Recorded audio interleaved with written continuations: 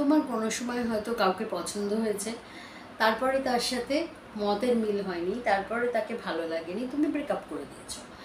তারপরে আরও একজনকে দেখে ভেবেছো যে না, সে পারফেক্ট পার্সন, তার সাথে মতের মিল হচ্ছে, তার সাথে মনের মিল হচ্ছে, কাজেই সে পারফেক্ট। কিছুদিন যেতে না যেতে আবার you are seeking for somebody.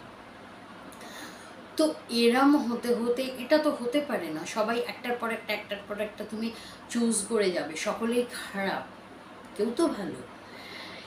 দেখো, তুমি যদি নিজেকে ভালো না বাসো, সেলফ লাভ না করো, নিজের সেফটি সিকিউরিটি, নিজের ক্যারিয়ার, নিজের সাজ পোশাক, নিজের যত্ন, সমস্ত কিছু, আর যা কিছু সমস্ত কিছু নিজের সম্পর্কিত সবগুলো ব্যাপারে যদি তুমি অ্যাটেন্টিভ না হও, তুমি সেলফ লাভ যদি না করো, তাহলে তুমি ভালোবাসা ভাবছো কী করে তোমার কাছে আসবে?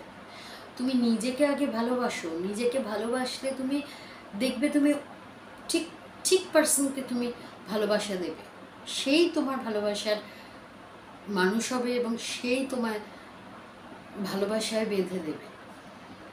তুমি সেলফ লাভ করলে ভালোবাসা দেখবে তোমার কাছে চলে এসেছে। তো একদম ফার্স্ট অ্যান্ড ফরমোস্ট যেটা কাজ, সেটা হচ্ছে যে সেলফ লাভ করতে থাকো। টাটা, আজ এই পর্যন্তই।